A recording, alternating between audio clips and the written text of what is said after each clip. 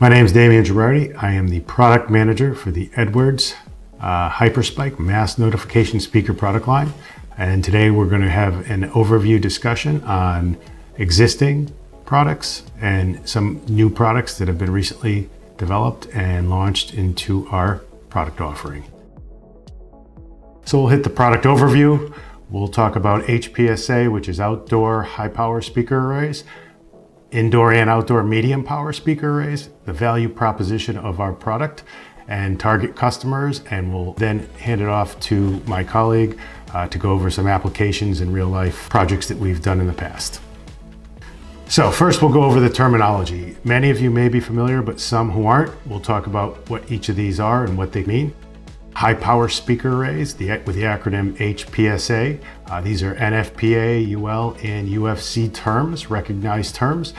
These are not permitted to be installed on the inside of a building, and they're not permitted to be used for interior notification. These are only for outdoor speakers, for outdoor notification, mass notification, when you need a wide area campus setting.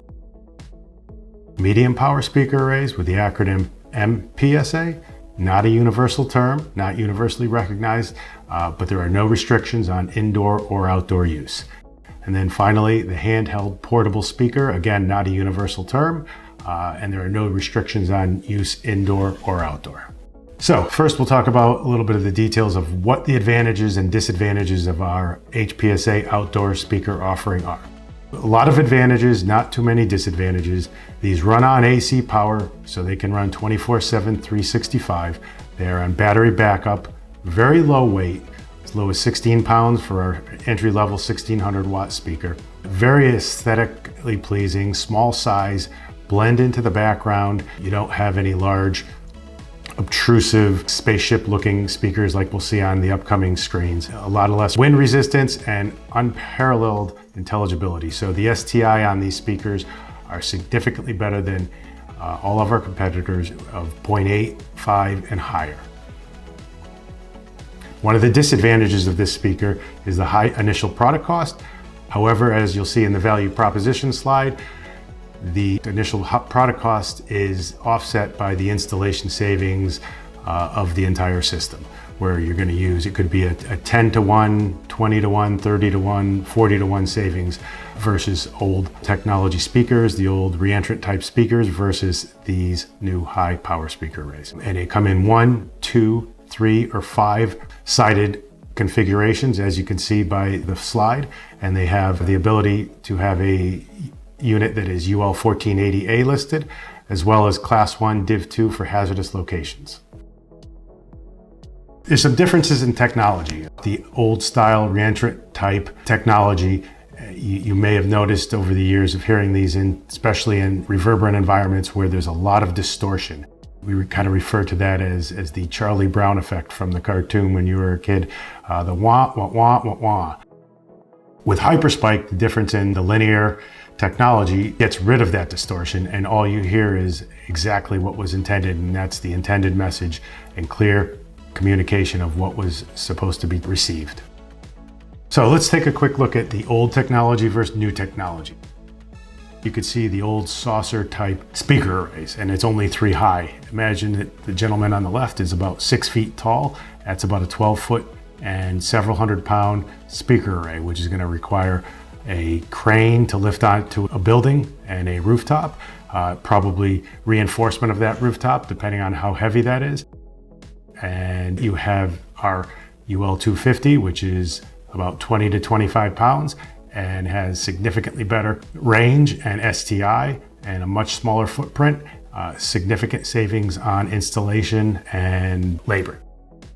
So an overview of the outdoor speakers, the 1600 and the 3200 watt. There's actually 3, and we'll talk about how we get to the 6400. So first, when you look at our 1600 MN-HS16 series, it's available with a 1, 2, 3, or 5 active panel speakers at 320 watts per panel, gets you to the 1600 watt total output in the omnidirectional speaker. Usable range of about 1.5 miles, depending on the environmental conditions, and maximum weight of 48 pounds for the 5-sided speaker, so very extremely lightweight. The 3200 watt series, it's approximately double the size and weight of the 1600 watt. The dB is a little bit higher. The range is approximately 2 miles as opposed to 1.5 miles, again, depending on the environmental conditions. 96-pound loudspeaker in the 5-sided configuration at 640 watts per panel gets you to the 3200 watt max. And if you have a job that requires something even bigger than the 3200 watt and a wider range, we do have the ability to create a custom 6400 watt solution, which is two 3200 watts stacked onto each other. And we don't have the specs here, but if the 3200 watt does not provide the solution and you need something bigger and louder and a bigger usable range, we can talk about putting two of those together to give you a 6400 watt solution. What is required? What is optional? Well, required, obviously you have the HPSA outdoor speaker.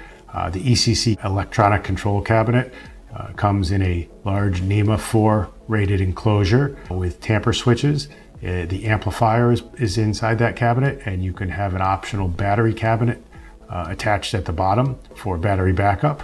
Again, that's optional depending on the application.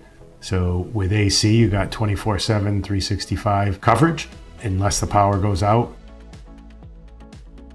So needed with that is battery backup, mounting equipment for the ECC depending on where it's going to be mounted, pole, wall, or pedestal, and the Edwards head end EST4, EST3 or 3X, or the ANS, which will provide the audio input. And some of the optional accessories are the ECC heater, a cover, battery heater, potential for Cisco switches for Ethernet capabilities, and transient protection, lightning protection as well. So transitioning out of the HPSAs over to the medium power speaker arrays, we'll talk briefly about the UL250 first. 3 options of colors, red, tan, and gray. Omnidirectional, only in a 5-sided configuration available. Comes with UL1480, ULC, and CSFM listing.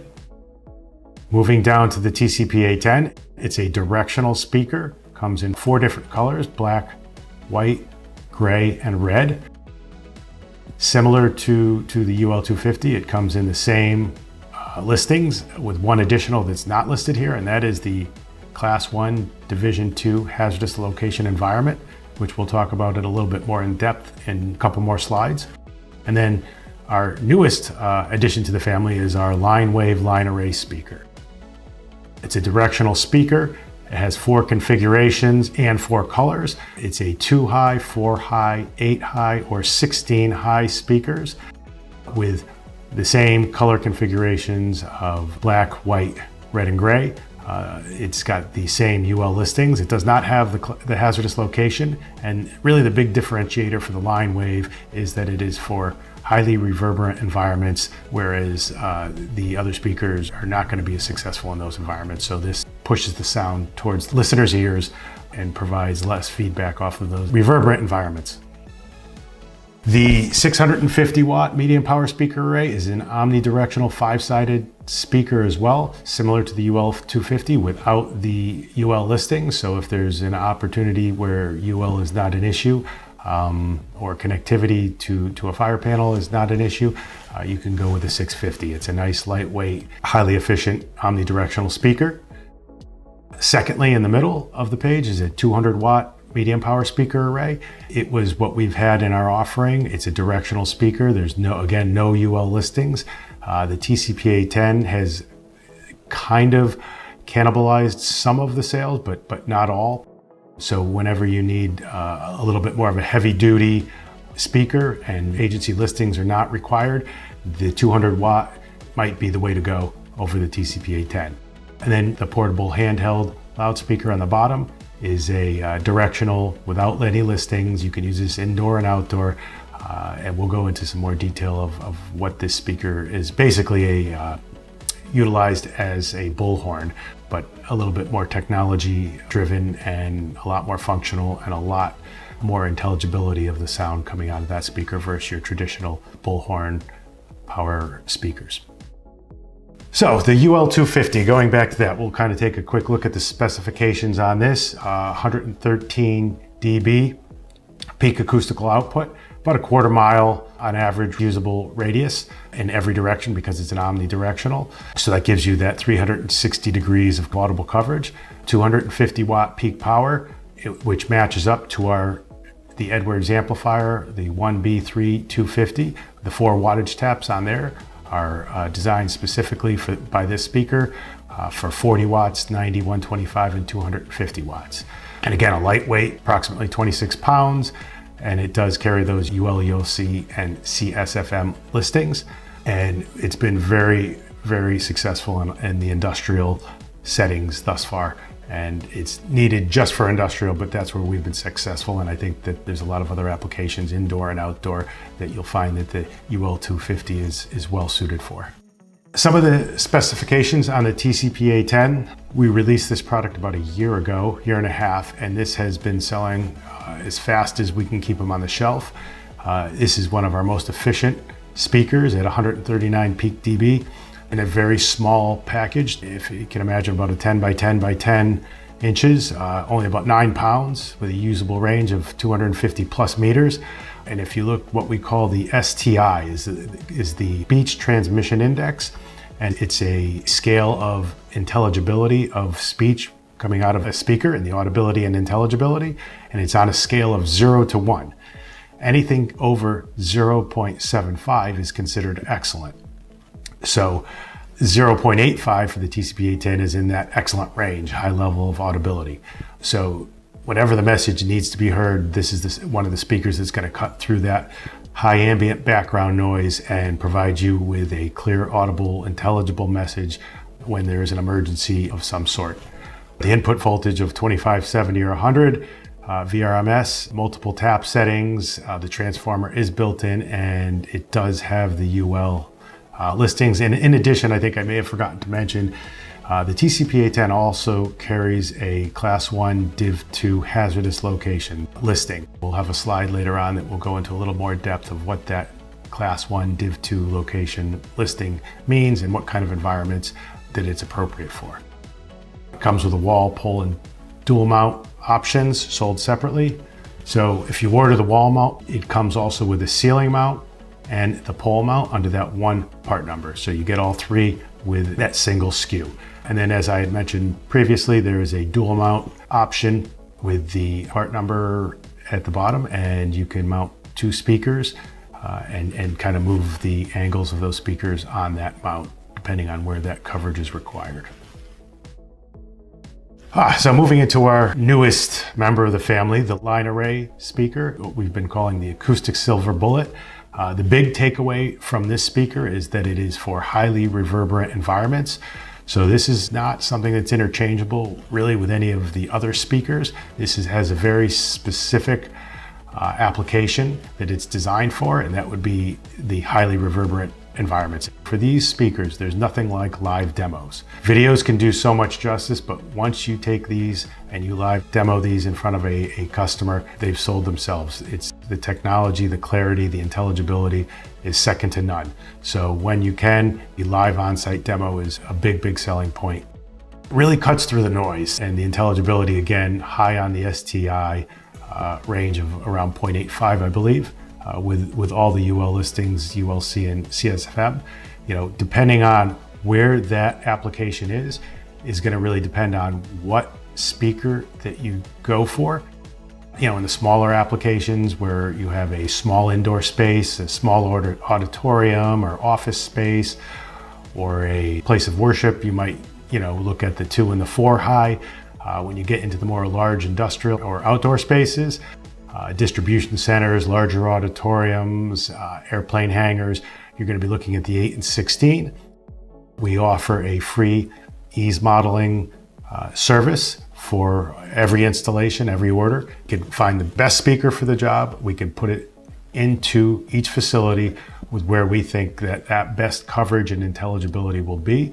And you can see where that sound is, and each of those colors defines a level of dB as it gets further away from the speaker, and what the requirements are, we'll know that up front from discussing with the end customer. What is your average ambient dB? What is the high level of ambient dB in that facility that will help us better sound model more accurately for you. And on that Ease Model service, there is the free service, and then like anything else, right, you can upgrade to a premier service if on-site tech is required to do modeling services for an extra fee. If the standard free service doesn't work, please call us for any additional requirements you may have. Some of the applications on the LineWave, places of worship, gymnasiums, stadiums, airplane hangars, indoor parking garages. I think that was one of the first test places where we tested this speaker, and it was very successful because there's a lot of ambient noise that changes up and down all the time depending on how many cars are driving or starting or horns are beeping. So it's been very successful in these environments, and the applications on the left are just a small number. I think there's many, many more that you'll find out there as well. Let's talk about some notable differences between the LineWave and TCP-A10. They are not intended for the same applications. The LineWave is the finesse, where it's finessing that sound to your ears, and the TCP-A10 is certainly the high intelligibility is there, but it's a little bit more power. It's going to come through sounding louder in those higher ambient environments, such as a distribution center or a manufacturing facility. And if you look at the drawings on the bottom, you can kind of see how that sound output is differentiated between the two speakers. You can see the LineWave is very directional. You have that single speaker in the middle. Imagine if you had 8 of those, it's really directional. It's finessing that sound right towards the listener's ear, whereas the TCP-A10 is a little bit more loud and proud to cut through those high ambient environments and get that message through there. Last but not least, we'll discuss the handheld portable. So imagine, if you will, the old style bullhorn speakers that you hold, small handle in your hand, and you press the button and it's either a siren or you can yell into it and send out a message, but the intelligibility is really not there. It's not quite as bad as the Charlie Brown wah wah wah, but it's pretty close. You may say, oh wow, this looks familiar. Where have I seen this before? Well, you've seen this, the TCP-A10, right? So it's kind of the same foundation of these two speakers, with the difference being that the handheld portable has obviously a handle and a battery and some technology built into that back of that speaker to make it portable and self-powered. But the intelligibility is the same as if it was a TCP-A10. So this unit is really great if you want to demo the TCP-A10, but you don't have power or want to wire up a speaker, or you don't have a demo of a TCP-A10, this works just as well. And one of the reasons why is that it is the same foundational technology, but also you have a plug-in for a line-in from your smartphone where you can download an app, and it has 7 or 8 already downloaded emergency notification messages, voice messages, or tones that you can use. You can also record your own messages and tones on there and then play them back, or while hooked up, you can do live recordings and playbacks immediately through the app. Where is this used? Any kind of campus and public safety, anywhere crowd control is required. It's really well suited for law enforcement, first responders in emergency situations, and certainly search and rescue as well. Standard color is black. We do have, for an upcharge, the ability to do custom colors, designs, logos. Contact your local rep if you have the need, or a customer has a need for a customization of that speaker. So we'll talk about Class 1 Div 2 hazardous location high power speaker arrays. So the listing of Class 1 Div 2, what the Class 1 means is flammable gases, which are up on the chart circled to your left. Division 1 is an explosion-proof environment. So this is a Class 1 Div 2. Imagine outside of that environment where that explosion-proof gas may be occasionally in the environment, but it's not going to be there all the time. So these speakers have the Class 1 Div 2 rating that are in the TCP-A10 and the 1600 and 3200 watt outdoor offerings. The value prop is really do more with less, right? And isn't that the way of the world the last few decades, right? How do we do more with less? This project pretty much speaks for itself.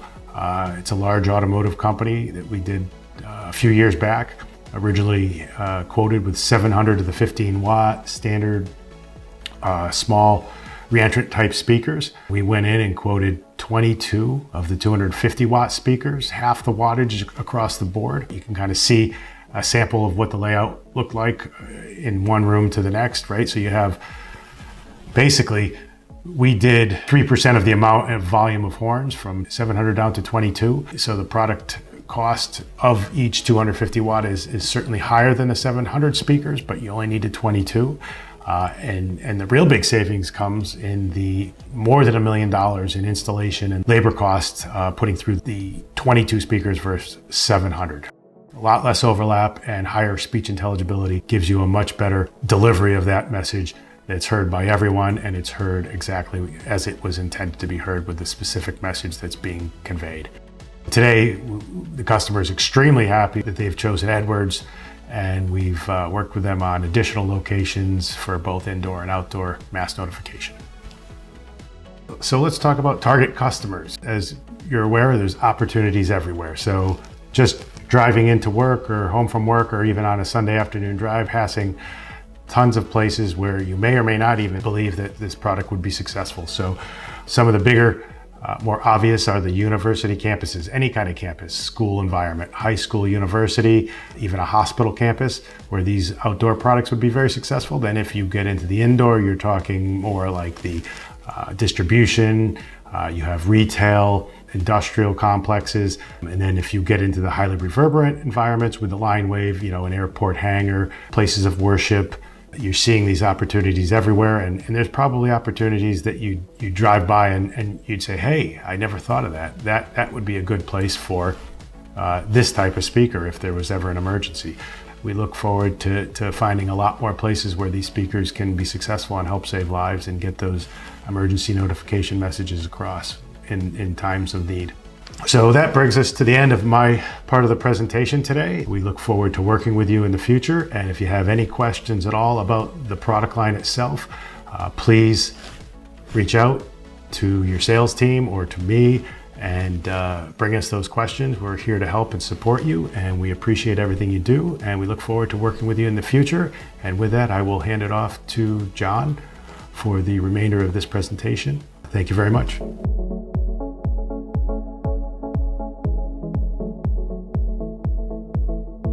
Thank you, Damien, for that introduction.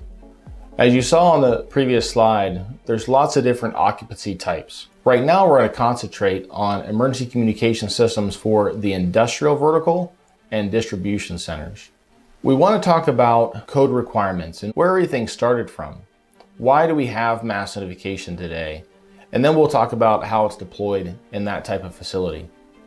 Back in 1996, there was a terrorist attack in Saudi Arabia. And from that point, the ball started rolling. Different code requirements were started. The UFC criteria for anti-terrorism picked up a portion on mass notification. In 2003, the Air Force sought NFPA to come up with a standardization on mass notification. And they accepted that challenge. In 2007, they came out with an Annex Z, which adopted language on fire alarm systems being used for other purposes. And then NFPA continued to expand their language in 2010 until today. UL jumped on board with UL 2572 with the mass notification listing. Additionally, the International Code Council continued to expand language on emergency communication. Those significant changes from 2007 to 2010 within NFPA was based on the fact that there used to be 11 chapters and now there's 29. The large change is chapter 24, focusing on emergency communication. Now there's other areas throughout the code that will reference different factors that deal with emergency communication, even pathways that can be used for emergency communication.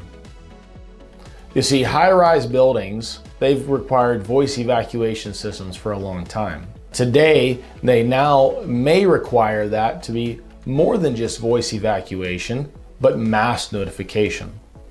New assembly areas with occupancies over 500, based on a risk analysis, may require a mass notification system. Campuses K through 12 may also require a mass notification or an emergency communication system. You will not see the industrial space or the storage space or a mercantile space. In fact, none of those areas are actually required to have emergency communication systems based on the National Fire Alarm Code. Now, there could be other factors that warrant an emergency communication system, such as OSHA or the customer. The customer may say, we need a paging solution, or we need a emergency paging solution.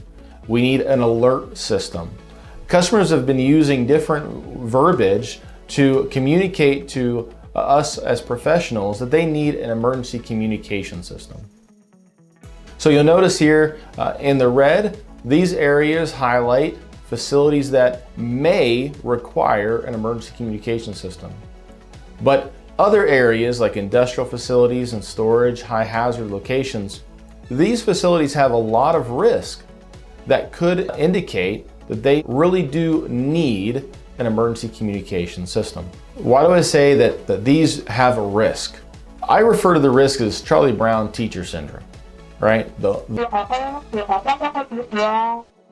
teacher's talking and no one is listening. Well, in a heightened sense of an emergency, you want everyone in your facilities to not only listen, but to understand. And unfortunately, due to older technologies that were designed around tone and audibility, not around verbal communication and intelligibility, it's very hard to find systems deployed today that meet this criteria. Also, because of aging technology, the systems have broken down through time. And we've learned when it comes to sound design that we used to do some things sort of poorly in the past. So poor design, poor placement, and insufficient power, along with aging or technologies that aren't created for intelligibility, are really the cause of this concern. Well, what is the risk?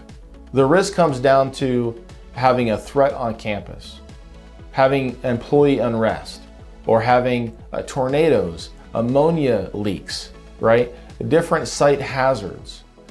These are risks that are real. They happen every day, and they happen in these facilities where a lot of times they aren't meeting the national news, but they are happening. So when an employee is so used to hearing the wah, wah, wah, wah, and that emergency comes over, what are they doing? Well, they're ignoring it. And in the time of crisis, this is not the time to be ignoring it.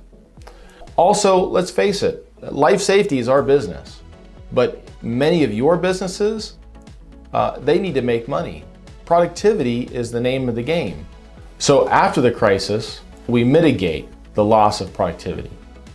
So what are some of the issues that we run into when we look at deploying an emergency communication system in a distribution center or a manufacturing facility? Well, the fact is that buildings are no longer 25 or 30 feet. Typically, these facilities are now 30 to 110 or 120 feet. Many facilities are having more and more robotics, more and more conveyors. And a lot of times these create a white noise effect that covers over the ambient messages. Also, when we think about the noise levels in these facilities, in distribution centers, we may be around 70 or 85 dB. Where in manufacturing facilities, we could be from 70 to 110 dB, which means hearing protection is required. So creating a system that can break through the noise and get through the hearing protection or have visual signals is what's required in these applications. Now, other things that come into play are multiple mezzanines. In most of these facilities, it's all hard surfaces, metal and concrete. And then when you do have such things as boxes, cardboard boxes, they're doing nothing but absorbing the sound. So it's not the easiest facilities to deploy emergency communication systems. And then we look at the vast size. Many of these facilities, again, they're not just growing taller, they're growing wider. But it's not uncommon today to have a 4 million plus square foot facility under one roof, or to have a campus of facilities of this size. Most of these sites have small offices and back areas. So being able to communicate to, in some cases, a very limited group of people over a very vast area is part of the concern and part of the challenge of creating these systems. And when we look at the National Fire Alarm Code, or IBC, what's the minimum requirements for a fire alarm system? It's basically just a sprinkler supervisory system in the facility, flows, tampers, and maybe a bell or two. So emergency communication is a big need in these areas. So how do we start our designs? We need accurate CAD drawings, making sure that we have racking or machinery laid out in the facility. We need to make sure we get accurate dB readings throughout the site. We look at ceiling heights and we look at surfaces. We take all that information and we'll feed it into our ease modeling software. We also want to look at the exterior when looking at emergency communication, because the threats outside are just as real as the threats inside. Now, as Ronald Reagan once said, trust but verify. It's very simple for us to take a CAD file and put it into software and create a pretty picture with all kinds of little colors on it.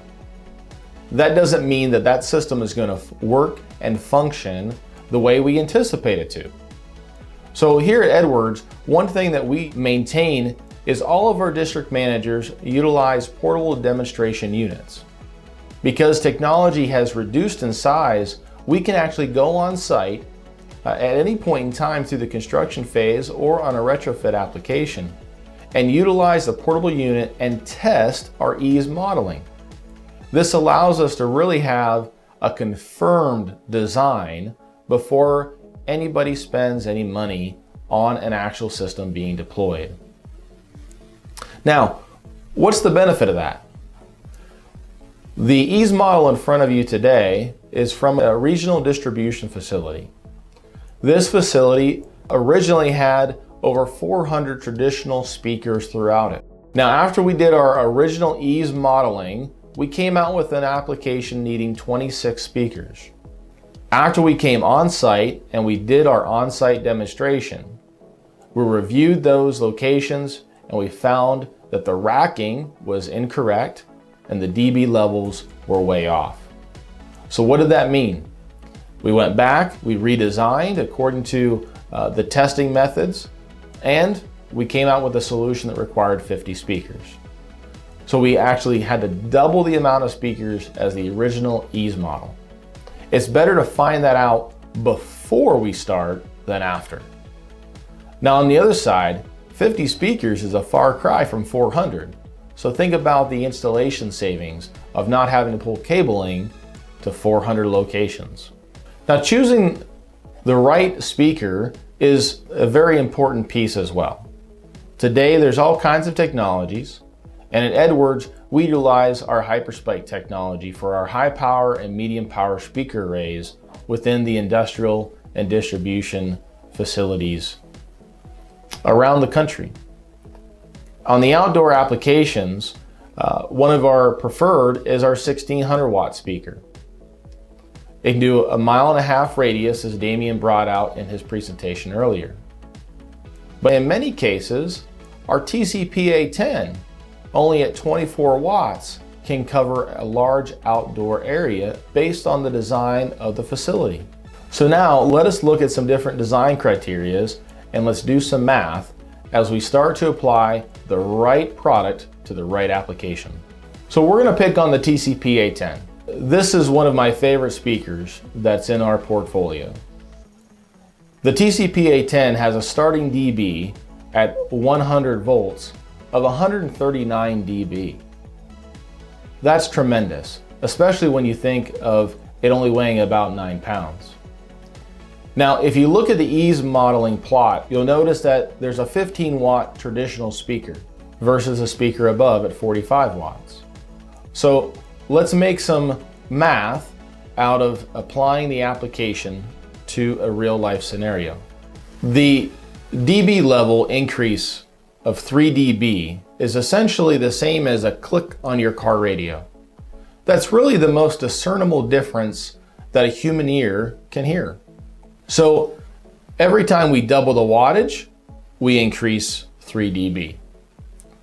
At the same time, every time we double the distance, in other words, 10 to 20, 20 to 40, 40 to 80, we decrease the decibel level by 6. So if we have a TCP-A10 starting at 134 dB, which is what the 70 volt rating is, that gives us 134 dB at 10 feet, using the 6 dB loss formula, gives us 104 dB at 320 feet. Well, let's put it in context. We have a 30-foot building or a 40-foot building where our speakers are being applied at the top of the ceiling, pointing down aisleways and into corridors. That's already a good distance from the human ear. 104 dB at 320 feet still keeps us above those ambient levels we talked about earlier. For a distribution center or manufacturing plants where we're in that 85, 90, 95 dB range, we're still well above the ambient level. Now, let's apply the same math to traditional speakers. Traditional voice over IP or power over Ethernet speakers, or even our older bullhorn style speakers, at 15 watts typically put out 112 dB at 10 feet. So at 320 feet, where do we end up at? At only 82 dB. When you factor in any of the other acoustical challenges, we're nowhere near being above the ambient level, which means we're not going to hear those speakers, which is why ceilings are plastered with them, trying to get more and more sound down to the floor. So now we've talked about the solution, now it's time to listen to it. Because this is a technology that you truly can't believe until you hear it.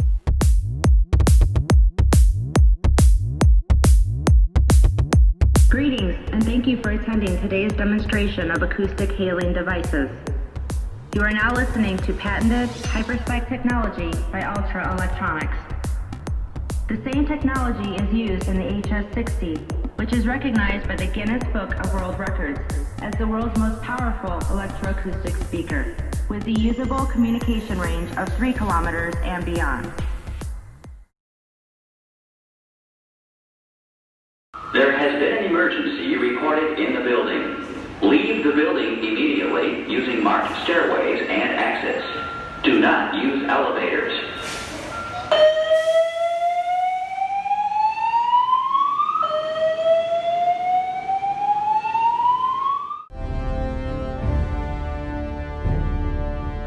Greetings, and thank you for attending today's demonstration of acoustic hailing devices.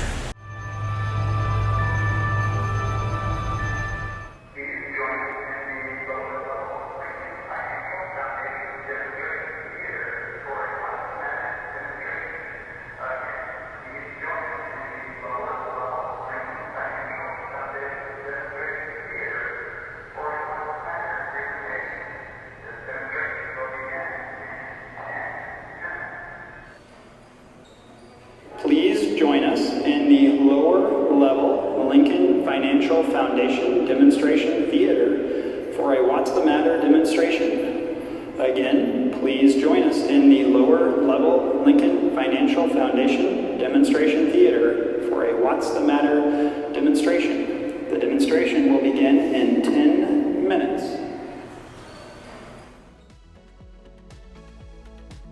Well, we've talked about speakers a lot. But for an emergency communication system, that's not the end of the system, or should I say the beginning of the system. Choosing the right head end is one of the most valuable pieces of an emergency communication system. Have you ever heard the phrase, garbage in, garbage out? Well, in this case, it is 100% true. If you do not deploy a head end that allows for good quality, high quality messaging to be stored within the unit, then how are you ever going to project it out of the speakers? Also, when looking at a head end and thinking about an emergency crisis, the KISS method, right? Keeping it simple, has to be deployed. So having a solution that allows you to have easy to read LCD displays, that has very easy to read and operate switches with pre-programmed messages for these emergencies. Looking at your emergency response plan, designing it around how many zones, maybe office zones, warehouse zones, manufacturing floor, exterior, making sure that you can do all call to all of these different zones. At the same time, it could be multiple buildings on a campus or multiple locations where you want to have controls at. So having local operating controls that mimic exactly what the front panel has is also key. Having a system that has the ability to inject additional audio inputs, such as operational paging through a SIP interface. Having the right head end is definitely a big piece of an emergency communication system. What other factors with a head end do we need to look at? Some of these are going to be how the system can be deployed or how can it be expanded. Looking at the infrastructure it takes or the infrastructure you may already have in place that could be reused. Thanks to the IPv6 network with EST4, we have a lot of different networking capabilities to deploy a system in almost any application. Now, you also need to think about forward thinking. We mentioned earlier that most of the code requirements were not in the industrial or the storage distribution facility occupancies. That doesn't mean that that won't change, right? We've all seen codes change time and time again. So having a system that has backup batteries, that allows for power outages and still maintaining an emergency communication system is key. Having a system that's supervised. See, you never want to be in the middle of a situation when you find out that your solution isn't working properly. You want to know those things in advance. So having the Edwards EST4 solution as your head end provides constant supervision across your entire portfolio of product in the emergency communication system. Now, other things to think about is, well, cybersecurity, a threat that many years ago we never thought about putting precautions into a fire alarm system or even into an emergency communication system. But today, a lot of emergency communication systems utilize voice over IP, which means they're on a network.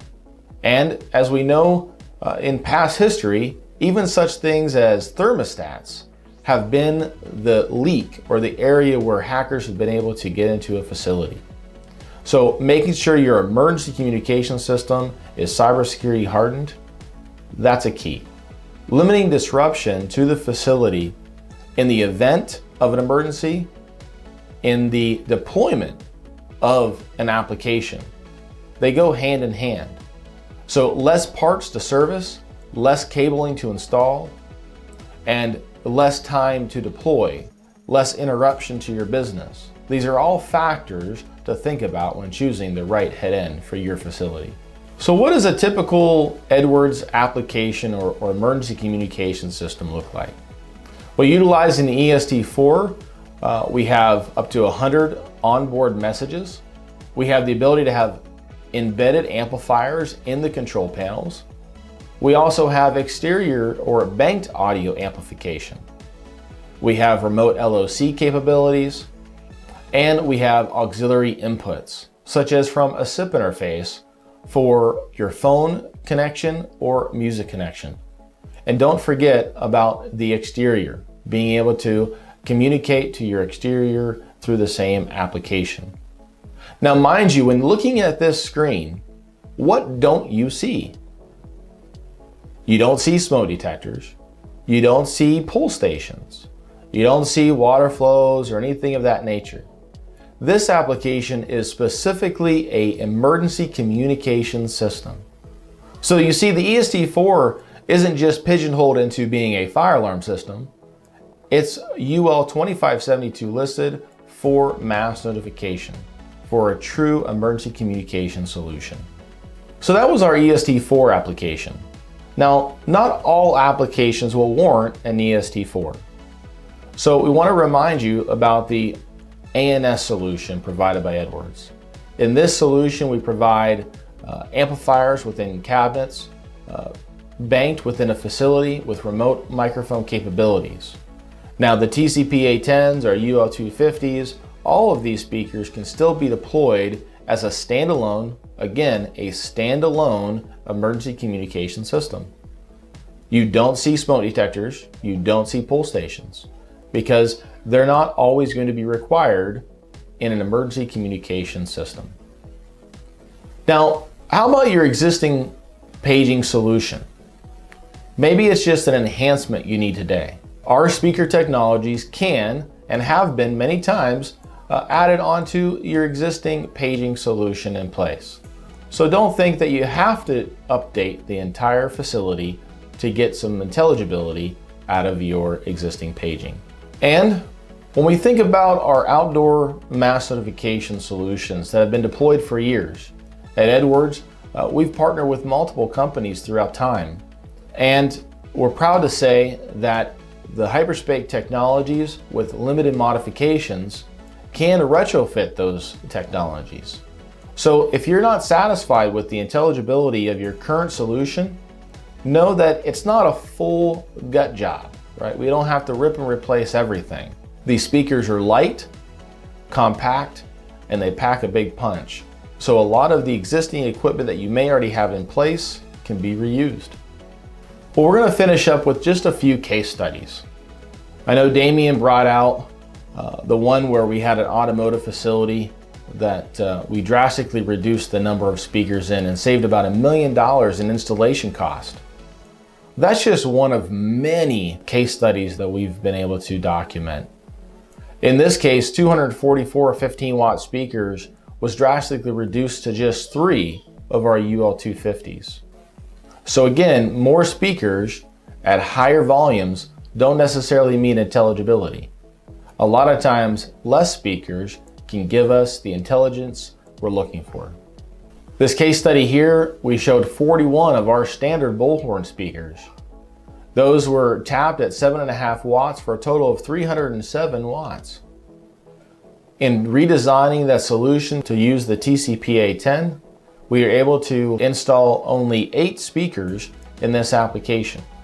Not only did we reduce the amount of speakers, we also reduced the amount of amplifiers needed to power those speakers. Less cabling, less points of failure. Through most of this presentation, we've talked about the interior, but we want to go back and reiterate the fact that we said the exterior is just as important. So whether it be looking at an exterior from the inside out or from the outside in, we want to do ease modeling. And when we design these systems for the exterior, we want to focus on being a good neighbor as well. I don't think every neighborhood wants to know about your operational day-to-day paging. In other cases, emergencies, when emergencies happen, they may be very thankful. So what needs to be covered and what doesn't need to be covered needs to go in the upfront design, and again, the right applications chosen for the situation. So as we close the presentation here, some key points to take away. In the emergency communication world, there's lots of standards. There are code requirements, but in the distribution facilities and industrial facilities, you may not be required to put one in because of some code requirement. But think about risk. Think about all the other factors and know that it's not just a fire alarm system that needs to be installed, that an emergency communication system can be standalone. One size does not fit every application. Ease modeling, on-site testing.